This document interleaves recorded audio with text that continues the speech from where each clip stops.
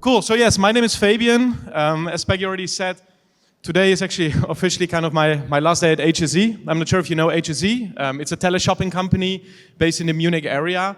And we sold stuff on TV. And I was basically for the last almost 3 years responsible for basically digital transformation. I'm basically doing this live shopping where Jörg actually in the presentation before talked a lot about. But today we're going to talk a lot about social commerce. I think it's a very important topic. It's going to shake up the entire e-commerce industry in the next couple of years. And we're going to deep dive a little bit into what is social commerce, what are the mechanics, how does it work? And I think a lot of the examples like live shopping and short videos and those sorts of things, I think you heard a lot about the talks around today anyways. We're going to really dive a little bit into it and a bit technical, theoretical. So anyways, a little bit about me. I've been in the social commerce space for over 7 years. I started it I was an early adopter of Douyin. So Douyin is the Chinese and original version of TikTok. My wife has been one of the first 10 creators of the 10 users in China. And we have been working very closely with the initial team who's built the TikTok app as you know it today. The first team we have been building out, working with creators and getting access to the first social commerce futures in China. So I run a company there where I basically managed a bunch of creators and helped creators to start building their own brands and selling them on platforms like Douyin, but also on Xiaohongshu, also on Tmall, Taobao, all these Chinese social commerce platforms. So I've been doing that for a couple years in China, and then I spoke with the Douyin team. Hey, we're going to the Western market with an app called TikTok. Do you want to help us and support us? And that's basically when I came to Europe, launched a creator management company, the same as I did in China, and this is what I exited to HSE, basically. And that's kind of how I got into the whole German and European ecosystem of social commerce. So I've been doing a lot on educating and talking with creators, brands about the industry, and that's where we're going to bring you a little bit today. All right, so today, and I think this is the main thing, today online shopping is completely emotionless. It's actually super, super boring. Like if you go to a shop, you actually look for specifically a blue jeans, you select a little bit and you do a checkout. Sorry to say, but for me, when I lived in China and worked with China for many, many years, this is actually not something that exists. It's always this social combination and the commerce. It's always something combined. They don't know the concept of just e-commerce. It's always this interaction and emotion and this relation together with individuals. And this is for me was quite shocking when I came to Europe. I was like, it's just still e-commerce like when I left, when I was like 17, 18. And it's still like today, and I think this is what's gonna shake up, and I think TikTok is one example who is really the driver in this industry. And this is basically what we're gonna bring you a little bit through today. So I'll show you one example. I blurred out the company logo, but you might can guess which company it is. I just took an example. So nothing against this company. I think there's a lot of other e-commerce shops in Germany out there. But what you basically have, people are looking for emotion online. And I think TikTok is a big driver in this. But I searched on this e-commerce shop, what should I wear to a wedding? Right? I don't search for, I want a blue shirt or something like this. What should I wear to a wedding? And then I got this as basically like, do you mean a hat or a Nike hat? No clue why this popped up. So I just clicked on enter, and this was the result. And I was a little bit shocked because, yeah, this is not what I want to wear to a wedding. And I think this is the way how people are changing, the way how they shop already today. And that's basically what you can see. People are looking for emotion. They're searching now for topics like this. And maybe not in the generation of us and older than myself, but in Gen Z, they already do this every single day. That's why they spend a lot of time on these platforms like a TikTok. So when I search on TikTok, what should I wear to a wedding? I see different. How to style a brown suit. I don't know, I'm pregnant, what should I wear when I'm pregnant, and so on. And you see already an article from the New York Times as well. For Gen Z, TikTok is the new search engine. It's not this static, very theoretical search anymore. It becomes emotional. And I think now what we need to look at today, where I bring you a little bit through that, how to do this, you as an e-commerce player, how do we make our shop a little bit more emotional? And emotion is created through connection. So it's a connection between people or individuals. Actually something that it's common on social media. And that's why you see a lot of people talking, social commerce is selling on social media. Actually, it's not the case. It's just commerce and make that social. And it doesn't matter if that's on social media. It doesn't matter if that's on your own e-commerce platform. You want to bring that connection between individuals or the brands between individuals.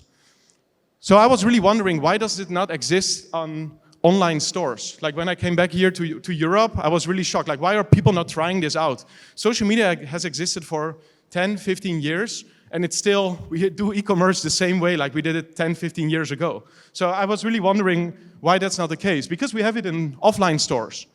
And I think offline is actually already somewhat social commerce in an offline version. You have a seller where you can interact with, like a shopping assistant. That's exactly what Jörg showed earlier in live shopping, right? You have someone you can interact with, there's other people around it, you can go together with friends.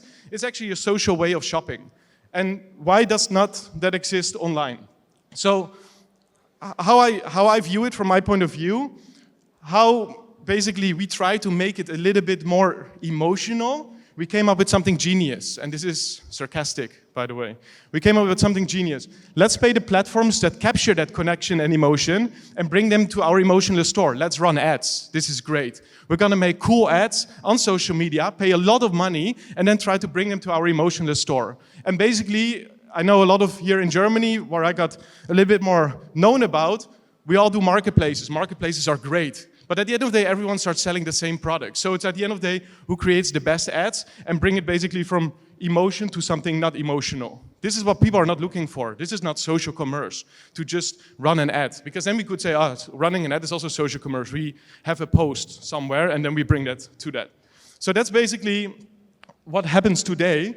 And yeah, it kind of works. You know, 2 out of 10 people, 2 out of 100 people are buying. You have a 2% conversion rate maybe, and people are purchasing something in your store. Okay, are they coming back? Actually, they buy it maybe just because you have a cheaper price or just because you have something else what is interesting, maybe free shipping or quick shipping. Of course, that's why you see the big players in Germany standing out, because that's actually what they have. But to be very honest, me as a customer, the people I've worked with, they don't care about from which shop they're buying. They just want the benefits. Amazon, quick delivery. But I don't care where I buy it. I want it the cheapest, I want the fastest, and the best policies.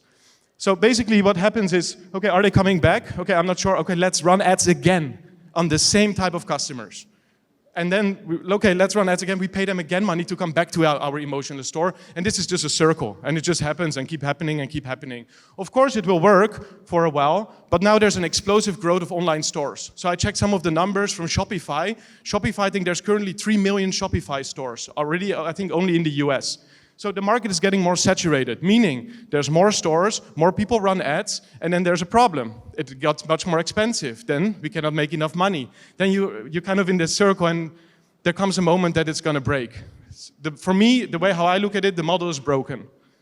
And that's basically what you already see. So there was a cool article on Forbes where he said the inconvenient truth about e-commerce is largely unprofitable. And it is. You see, I have a few big players in Germany. They are big because there's a lot of money being pumped in. And that's why they're so big, and that's why it works to some extent. Because at the end of the day, with any kind of shop or with any type of business you do, it's about distribution. You need the traffic. So I think certain topics like, let's do live streaming, or let's do some short videos on our web shop or something like this. Does this actually make sense? People can see the same videos on TikTok. Why would we do this? We need distribution. We need to be everywhere. We need the people watching us. And that's why it's becoming unprofitable. Especially smaller companies, they have difficulties to pay for all these different steps. And that's basically why it's becoming more and more unsustainable. The longer we wait, the model is becoming unsustainable. So obviously what's going to happen? TikTok or Facebook or whatever platform is seeing that the same thing. We see much more people running ads. We see that they're actually not that happy with their performance on our platform. So what we're going to do, we're going to integrate the shopping in our platform, because then they don't have to leave to your emotionless store, because then we have this emotional connection already anyways. And this is what's going to happen now. And it's still in the early days. And for what I've seen in the last couple of years, the biggest struggle of those players is you have the Auto Group, you have the Zalandos, but you also have the TikTok. How do we connect them and bring them together? Who owns the customer? Who does the shipment? All those sorts of things. And these are complex topics, I think, at the moment, which now in the next couple of years, it will be basically figured out. But it's a big business. I've done this in China. It's a real big business, this live streaming. You see creators making a lot of money, brands making a lot of money through social commerce, because it's the mechanics at work. And soon we're going to jump in a little bit into the mechanics of this. So basically this is good, right? That social media, like platforms like TikTok, are going to do social commerce, that you can buy directly your stuff on TikTok. Of course, it's good, right? It's good for TikTok at the end of the day because they keep everyone in the platform. Is it good for you? Maybe in the beginning, especially, because it's like, okay, I'm early adopter, it's cheap, like the ads in the early days. I can adapt, I can be there. But what we see a big shift in the industry, and that's why when I look at China, but even in Southeast Asia, for instance, in the market, creators are the brand of tomorrow. We don't do only the big advertisements anymore, like the out-of-home advertising and so on. Creators are our kind of new advertisers. They create content on these social media platforms. They have millions of viewers. They have a big fan base. They are the new brands. And the market is changing very quickly. And that's, for instance, what I see. I've collaborated with Alibaba for quite some time. And Alibaba launched now a new program to help European influencers source products directly from China. They support with the entire process that you can launch your own brands as a creator super quick, super easy. So you go to Alibaba.com and 2 weeks later, you have a brand, you have a custom product at home. And I think this is now, the creators know this. They know their power because at the end of the day, the shift is coming and the shift is going much more to individuals. So instead of, it was always like top down, we as a big brand or big e-commerce platform decide what's going to happen, and then we're going to look, we need to work with a creator, let's run some TV ads and so on. The market now goes more bottoms up. We have a lot of creators, and we as an e-commerce platform have to respond on the market. And this is exactly what's going to happen with TikTok. I'm scrolling TikTok on the For You page, and basically, if I see something, I'm going to buy it. You have to just be there. And it's a bottoms-up approach. And this is the same where Jörg mentioned earlier. You have platforms currently as Temu. You have platforms as Shein. Temu, I think, is the most downloaded app in the last 2 years in the world. It's a shopping app because they have this bottoms-up approach. They respond on what the market basically wants. And this is the way where creators are becoming much more powerful. And then you think, okay, influencer marketing is this big. I don't know. We do some influencer marketing in our marketing team. I took a study from Adobe. They looked at the creator economy globally, and I took some numbers out for Germany, just that you can understand how big this impact can be, and we really need to adjust here. So Germany has about 83 million in population. There's currently 19 million creators. And I'm not sure, maybe you can raise your hand who's creating content on social media. Doesn't matter if it's for 5 followers or for 50,000 followers. Okay, I think Gen Z is a lot of Gen Z. No, it's not true. You're gonna see soon a little bit more detail. But you see, since COVID, it really accelerated. Plus 9 million creators. More people started creating content on social media. They're becoming creators. And what you see, on average, the creators in Germany are 40 years old. I think the same perception is from TikTok. It's only young people there. No, there's people, I think, in average now currently between 30 and 40 years old. This is the average age on TikTok. And you can also see basically in the other countries and by generation. So when we go further, currently there's over 6 million creators who are working to have a creator-led business. That means I'm already creating somewhat content on social media and I want to monetize this. I want to make money. And that's where, for instance, TikTok sees that, TikTok Shop come in. We have 6 million creators. We let you now sell stuff and you can sell products through your videos, which you already create anyways. So you can make more money, you can build your creator business. And I think this is a big risk for e-commerce platforms. If you have 6 million people starting to try to sell products, but not yours, because I just told you about the Alibaba story, and I've worked with creators a long time, they rather sell their own products than someone else's products, it's gonna shake up the industry a little bit, because the mechanics are changing. So how we're going to survive as an e-commerce platform? So now we're going to introduce you a little bit to social commerce. So you have a little bit the understanding, how is the market now changing? How is it further developing? So we're going to go a little bit like, what can you do as an e-commerce platform? So social commerce is the emotional connection between people and brands at the end of the day, or people and people, because the people are becoming the new brands in a way. Similar how social media is the emotional connection between people. So social commerce involves the fusion of social media dynamics. So there could be different ways how you approach this, and user-driven interactions within e-commerce platforms, transforming the online shopping experience into a more collaborative and interactive process. So I'm going to show you a little bit how that could look like, and how this looks like in China, and how we already approach that today. And that's basically what we've done at HSE for the last couple of years, we launched a live shopping app, a complete new one in Germany. We built everything custom, the player, and we added more gamification and interaction between users directly, and we opened it up. Creators could choose what they want to sell, and we would pay them if they make a sale. We pay them for some marketing to promote it on social media. We basically embedded creators in the entire funnel. And that's basically what we've done there, and we saw really some great results in there. So how can you integrate it in your e-commerce experience? So social commerce is driven by 4 key pillars. You can do one. I think some companies are doing one, but ideally you combine them all. Then you're very powerful as a company. And I think it depends on the type of company or e-commerce platform you are in the way how you execute that. That could be a live stream to some extent. That could be something else. For me, that's not so important. That's up to you to decide, and I think this is also something how the market further will develop. So basically what you have is you have community engagement, building and sharing within communities in your e-commerce experience where people can share, right? So for me, it's somewhat maybe similar as reviews. I see actually a lot of big platforms taking reviews out now because their conversion rates are dropping because of because of the bad reviews. But the review is very static. Like for me, how e-commerce is. It's just a one-way push. There's no interaction between people. You bought this, why did you buy this? And then someone responds on it. So more community building between customers itself. Then you have user-generated content. So this is, of course, this could be reviews, but part with this community building, images and videos to boost sales. It's not so much like, we're gonna create a second TikTok or Instagram Reels on our e-commerce platform and you can swipe through it. This is never gonna work because it's too expensive to do this and you have way too less content to give the right recommendation. Because now if we start creating this type of content on our platform, I don't know, maybe you're very good and you create 100 videos every single month, which is a headache. I've worked with a lot of creators. To create 100 videos every single month, how can you focus on every single customer? Because if I see this one creator and I don't like this creator, I'm out already. So I think it even can hurt your business to some extent. But you have to say, okay, how do you integrate the user-generated content a little bit better? That could be photo or video type of reviews, for instance. And then collaborative shopping experience, so group buying or wish lists or sharing for collaborative shopping. So at the end of the day, what's the most important or the key for social commerce?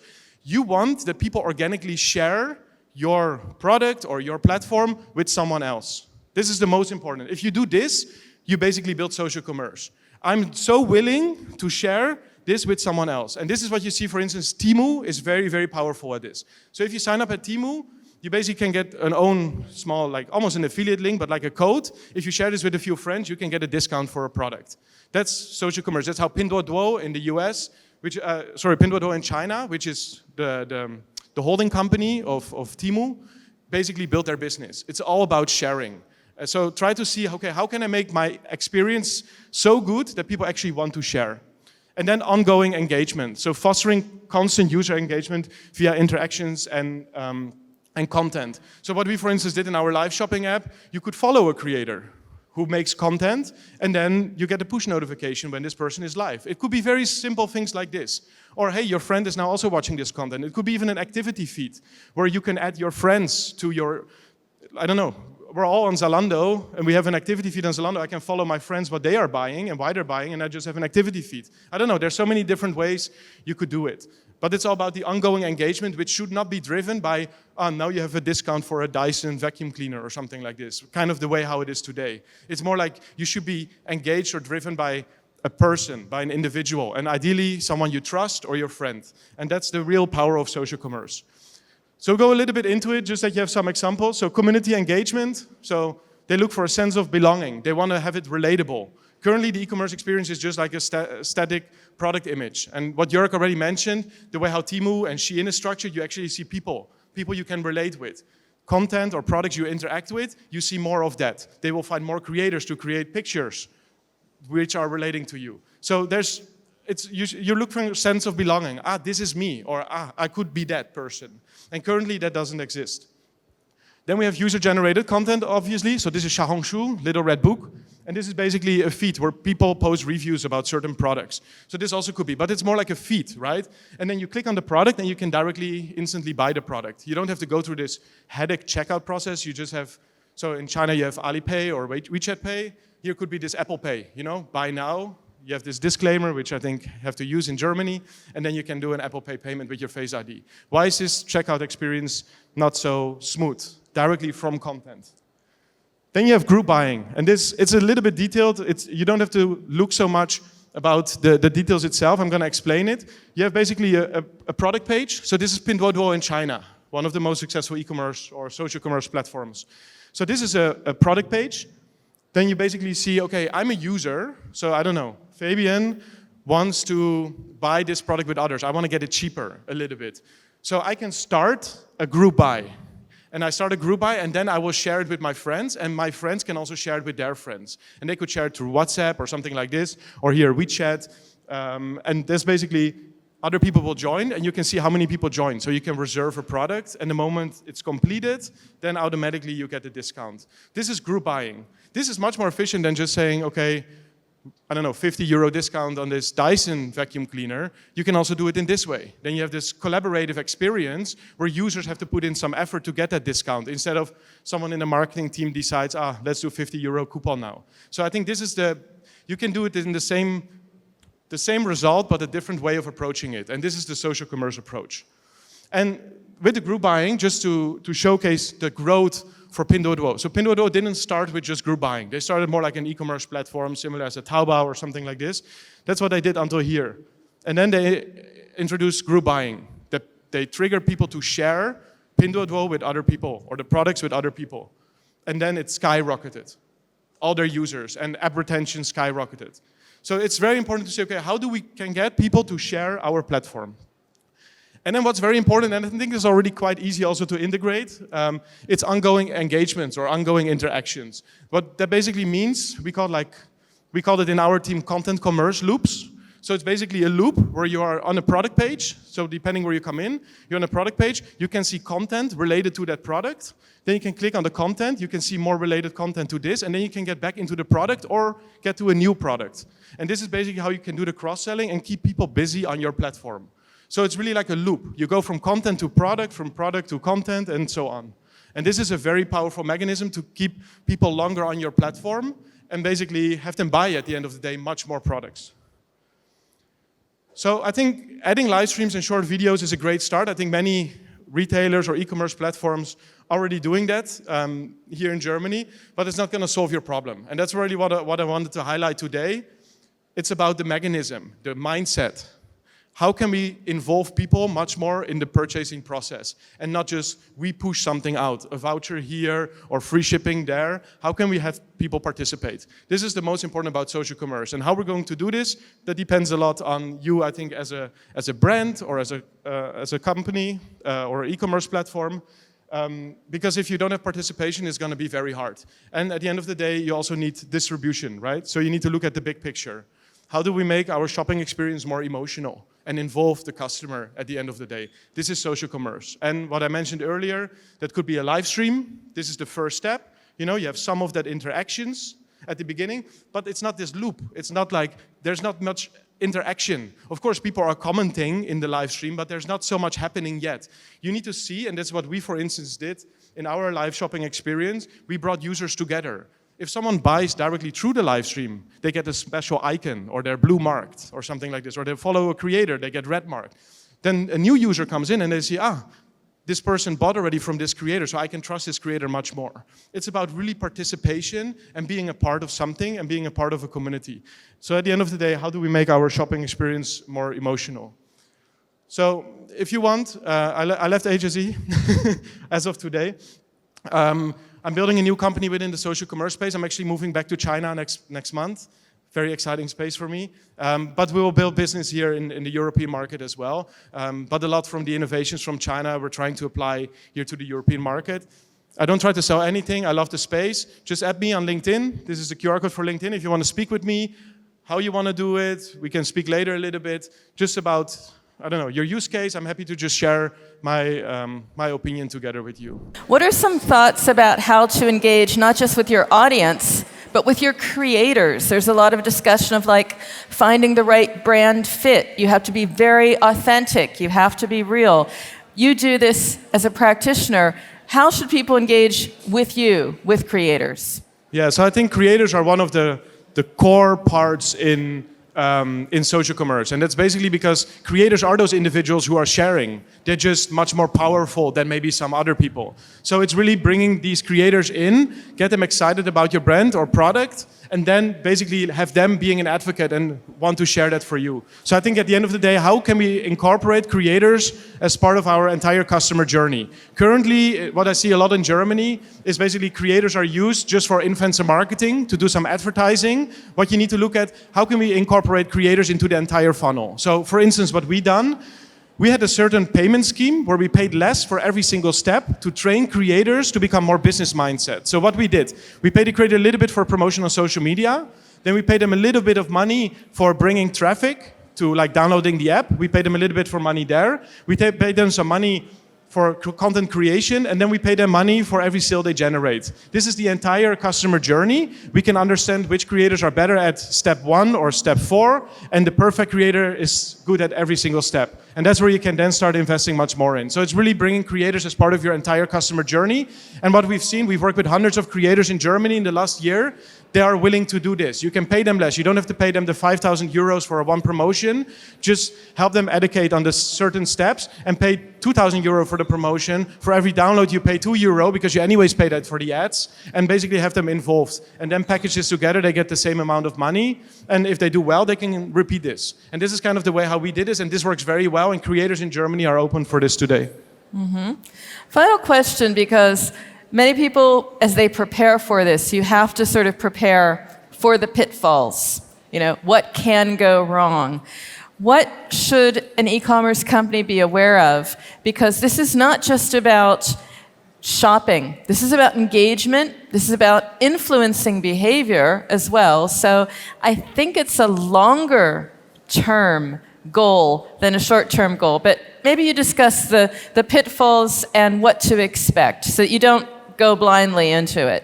Exactly. So I think maybe many of you already do this, what I said earlier, live shopping and content creation on your own e-commerce platform. You probably figure it out very quick, and if you don't do it, you will figure it out very quickly as well. It's very, very expensive.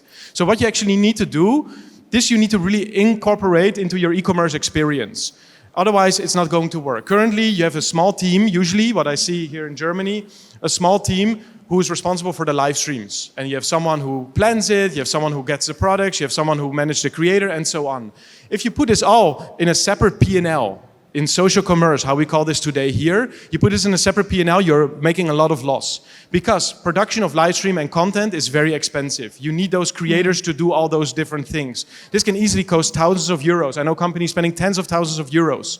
We actually designed this certain system that we pay 10 euro per live stream for a creator because we had a certain way of collaborating, but we let it open a little bit more. We didn't guide them, especially to a certain process. So I think you really need to look at, okay, how can we embed social commerce into the entire organization?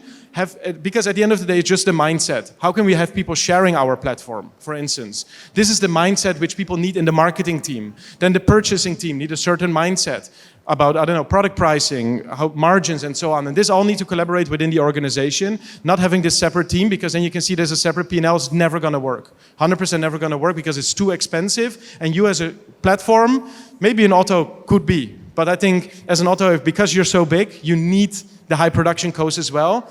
We looked, sorry it's a bit long, but basically what we looked at is like, the people who are directly buying through a live stream 2 years ago from us was about 2%.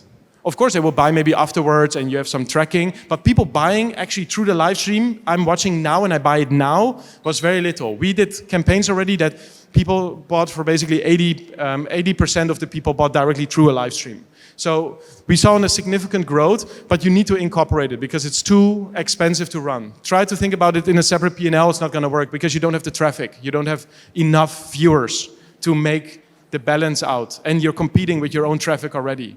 So if your current customers are 3% conversion rate, something like this, 3 out of 100 are buying, definitely your live shopping will be much lower. So is it worth to invest in this and have the cost much higher from customers you already have anyways? And I think this is something you need to really think about, the cost of actually doing this. So what I said earlier, it's more about the mindset than actually trying, we do live shopping just because everyone is doing it. It's very hard to make that business on standalone work. It's about making the mechanics work, and then live streaming could be one of the options you could do. Yeah.